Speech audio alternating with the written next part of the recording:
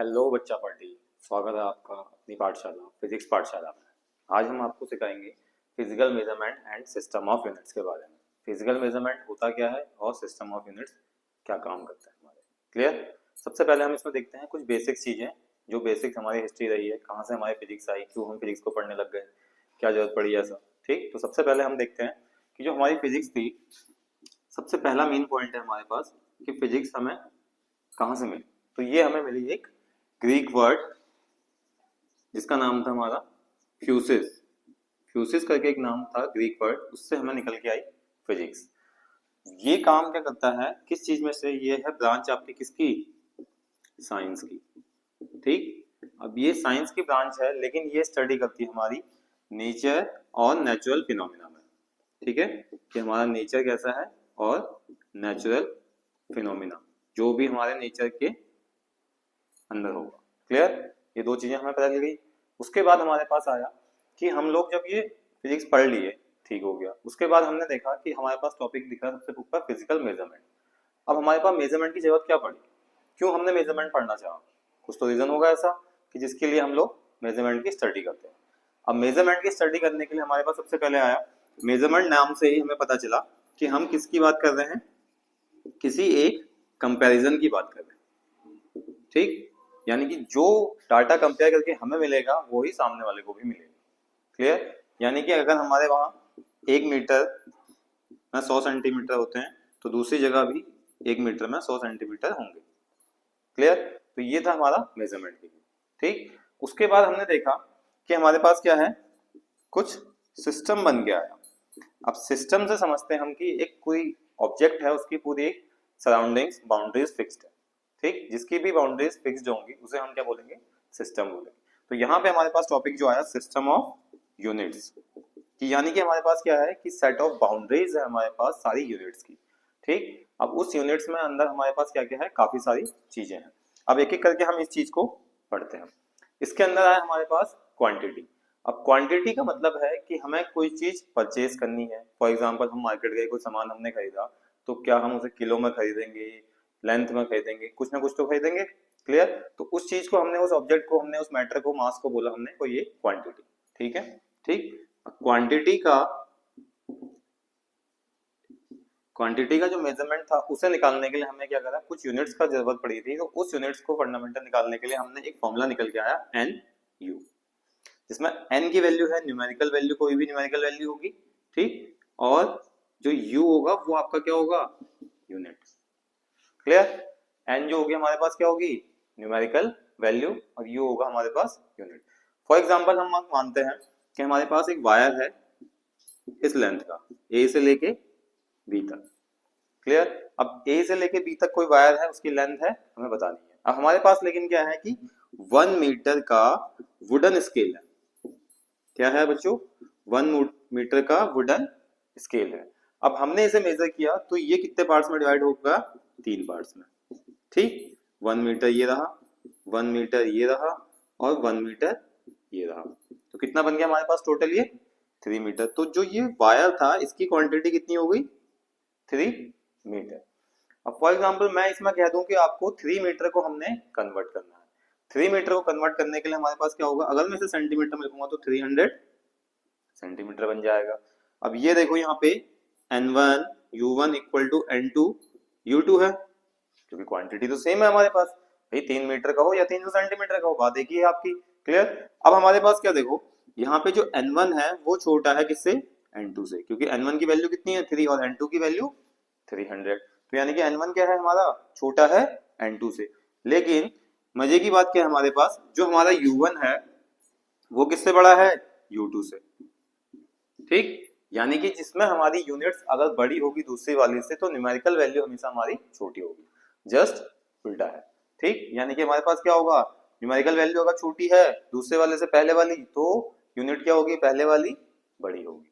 Clear, अब इसके बाद हमारे पास क्या आया कि हमें कितने टाइप के इसमें यूनिट्स होती है, 2 टाइप्स ऑफ यूनिट्स इसमें हम कंसिडर करते हैं। सबसे पहला है एक फंडामेंटल यूनिट्स। ठीक, दूसरा आया हमारे पास डिराइव्ड यूनिट्स। अब देखो, फंडामेंटल यूनिट्स को हम लोग बेस यूनिट्स भी बोलते हैं, क्लियर। और डिराइव्ड यूनिट्स क्या होती है, जो हमारी फंडामेंटल यूनिट्स से निकल के आती है। तो फंडामेंटल यूनिट्स को हम क्या कहते हैं, बेस यूनिट्स। आप लोगों को ऐसा सारा चीज ये मिक्सअप लग रहा होगा, तो आपको इसके नोट्स प्रोवाइड करा दिए जाएंगे, उसके लिए आप निश्चिंत रहिए, ठीक। उसके बाद जो भी इसमें क्वेश्चंस कराए जाएंगे एंट्रेंस से रिलेटेड, वो क्वेश्चंस भी आपके कुछ क्वेश्चन हम यहाँ पे सॉल्व कराएंगे, कुछ क्वेश्चंस हम टेलीग्राम के थ्रू पीडीएफ की फॉर्म में आप तक भेज देंगे, क्लियर। अब देखिए इसमें हमारे पास क्या है, जो हमारे पास फंडामेंटल यूनिट्स हैं तो उसमें कुछ क्वांटिटीज है, तो जिसमें हमने क्या किया, 7 बेस क्वांटिटी को फिक्स कर लिया, ठीक है। 7 बेस क्वांटिटीज को हमने क्या कर लिया, फिक्स कर लिया, जिसमें हमारे पास वन बाय वन देखते हैं हम। पहला क्वांटिटी आई मास, दूसरी आई हमारी लेंथ, तीसरी आई हमारी time, fourth one temperature, fifth one electric current, sixth कौन सी है, luminous intensity, luminous intensity. Seventh वाली जो आई हमारे पास वो आ गई, या तो हमारे पास आइदर आप अमाउंट ऑफ सब्सटेंस बोल लो या फिर उसको मैटर बोल लो, ठीक। तो ये हो गया हमारे पास अमाउंट ऑफ सब्सटेंस, ठीक। अब इसकी यूनिट्स क्या क्या होंगी, ठीक है, ये तो हमारे पास क्वांटिटी हो गई। अब मास को हम किस में मेजर करते हैं, किलोग्राम, तो हमने क्या लिख दिया मास के सामने, केजी। लेंथ को हम किस में मेजर करते हैं, मीटर में। टाइम को हम किस में मेजर करते हैं, सेकंड में। टेम्परेचर को हम किस में मेजर करते हैं, केल्विन में। इलेक्ट्रिक करंट को हम किस में मेजर करते हैं, एम्पियर में। ल्यूमिनस इंटेंसिटी को कैंडेला, जिसे हम CD भी बोलते हैं, clear, CD। Amount of substance को हम बोलते हैं किस में मेजर करते हैं, मोल में। तो ये थे हमारे 7 बेस क्वांटिटीज, जहां से हमारे पास क्या आएगा, आगे चीजें निकल के आएंगी। इन 7 बेस क्वांटिटीज को हमने फिक्स कर लिया, जिसके आधार पे हमें आगे की चीजें पढ़नी पड़ी, क्लियर। अब इसके बाद क्या है, हमारे पास कुछ सप्लीमेंट्री यूनिट्स है, तो सप्लीमेंट्री क्वांटिटी होंगी, इसकी सप्लीमेंट्री यूनिट्स होंगी। तब तक आप लोग इस सारी चीज को नोट डाउन करिए। आप लोगों ने ये नोट डाउन कर लिया होगा सारा, तो आप हम इसको रब कर देते हैं, क्लियर।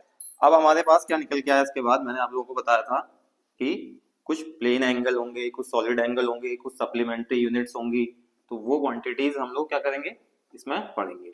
अब देखते हैं इसके बाद सप्लीमेंट्री फिजिकल क्वांटिटी, ठीक है।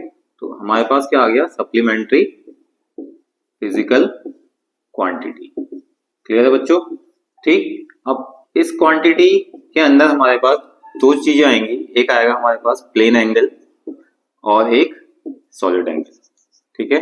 ये आप लोगों ने क्लास 11th में पढ़ा होगा, ठीक। अब वहां पे हमारे पास थोड़ा सा इसकी डिटेल्ड इन्फॉर्मेशन होगी, लेकिन हमें हमारे पास क्या है, एग्जाम पॉइंट ऑफ व्यू से हमें देखना है कि हमारे पास इसमें काम की चीज क्या आएगी, किस टाइप से हमारा क्वेश्चन बन के आएगा। प्लेन एंगल को हम मेजर करते हैं सबसे पहले रेडियन में, सॉलिड एंगल को मेजर करते हैं स्टेरेडियन में। तो 2 पॉइंट हमारे क्लियर हो गए, ठीक। प्लेन एंगल को किसमें मेजर करेंगे, रेडियन में, और सॉलिड एंगल को हम मेजर करेंगे स्टेरेडियन में। प्लेन एंगल का फॉर्मूला क्या होता है, सपोज कोई पिज्जा बाइट हम कट आउट निकालते हैं उसमें से बाहर, तो इस टाइप का कुछ स्लाइसेस निकलती है, जिसमें एक एंगल बनता है थीटा, रेडियस हो जाएगी हमारी r, ये हो जाएगी लेंथ l, क्लियर। अब यहां से हमें फॉर्मूला मिला क्या, theta equal to l/r, clear. इसे मेजर करेंगे हम रेडियन में। सेम ऐसे हमारे पास क्या है, सॉलिड एंगल के लिए हम क्या लेंगे, आप लोगों ने सबने कुल्फी खाई होगी, ठीक है।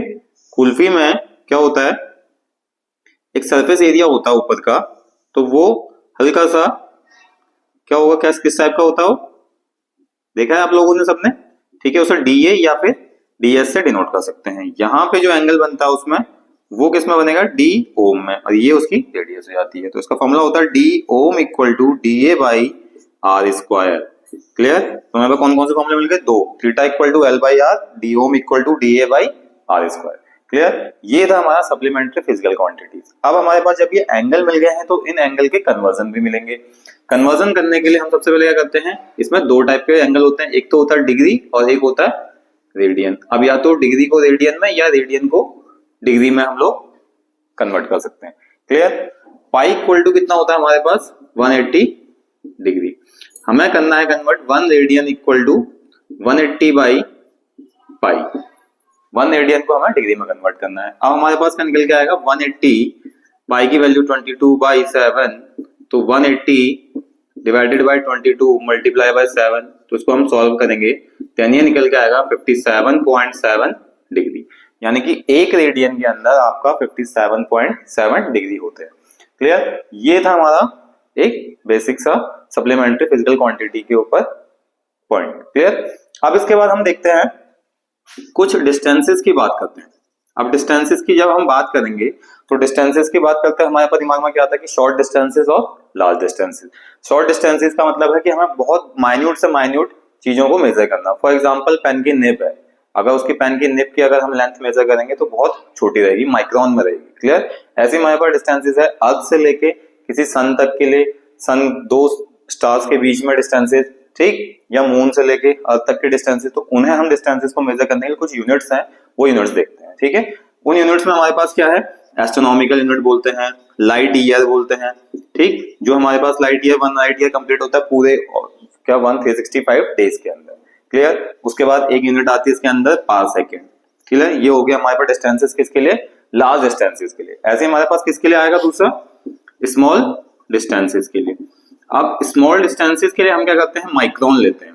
ठीक है? माइक्रोन क्या होता है 10⁻⁻6 मीटर। नैनोमीटर लेते हैं, ठीक है, नैनोमीटर वो कितना होता है 10⁻⁹ मीटर। एंगस्ट्रॉन लेते हैं, एंगस्ट्रॉन कितना आता है 10⁻⁻10 मीटर। तो कुछ क्वांटिटीज हैं, ये वैल्यूज हम आपको पीडीएफ में प्रोवाइड करा देंगे सारी। ठीक है? इससे रिलेटेड डायरेक्टली कोई क्वेश्चन आता है तो आप लोग इजीली सॉल्व कर सकते हो। क्लियर? इतना समझ में आ गया? उसके बाद हमारे पास क्या है कि कुछ कन्वर्जन है, 1 डिग्री को, 1 मिनट को, 1 सेकंड को, इन सबको हमें क्या करना है, रेडियन में कन्वर्ट करना है। किस में कन्वर्ट करना है, रेडियन में कन्वर्ट करना है। क्लियर है? इतना बात समझ में आ गई? ठीक, ये कन्वर्जन है। पहले आप लोग इस छोटे से डाटा को जो मैंने आपको समझाया है इसको एक बार नोट डाउन करिए, देन हम इस वाले पार्ट को हम आगे नेक्स्ट उसमें तब करते हैं। आप इसको नोट करिए फटाफट।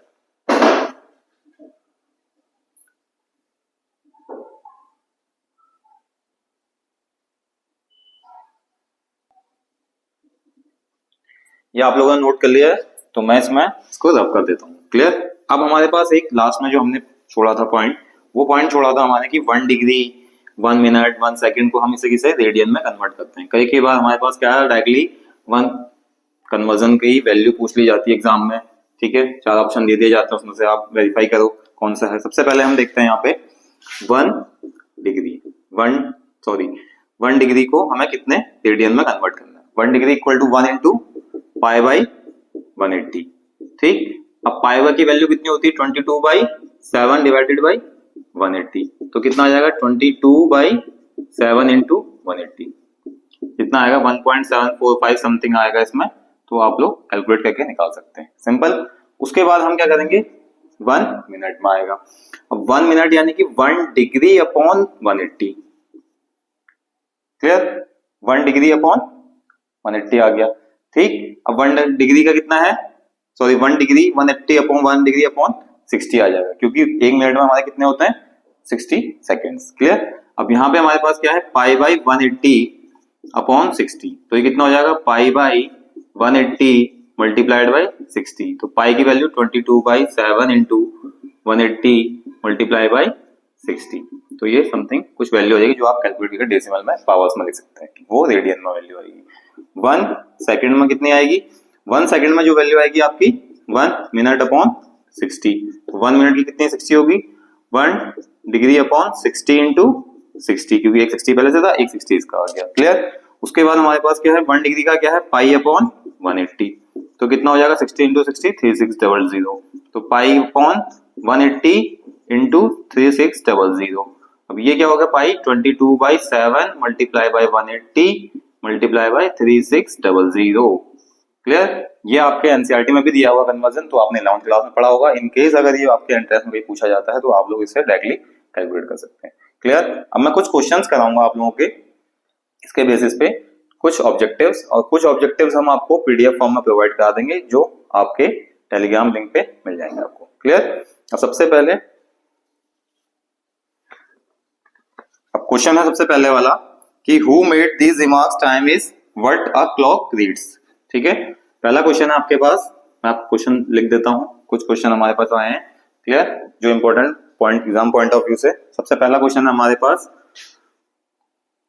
हु मेड दीज रिमार्क्स, ठीक है, ये रिमार्क किसने कहा था, क्लियर। इसमें लिखा है रिमार्क्स में कि time is what a clock reads, a clock reads, ठीक। इसमें आपको 4 ऑप्शन दे दिए जाते हैं। पहला ऑप्शन है न्यूटन, ठीक है, दूसरा ऑप्शन है हमारे पास आइंस्टीन, सी ऑप्शन है हमारे पास सीवी रमन, और डी ऑप्शन है इसमें none of these, none of these, clear.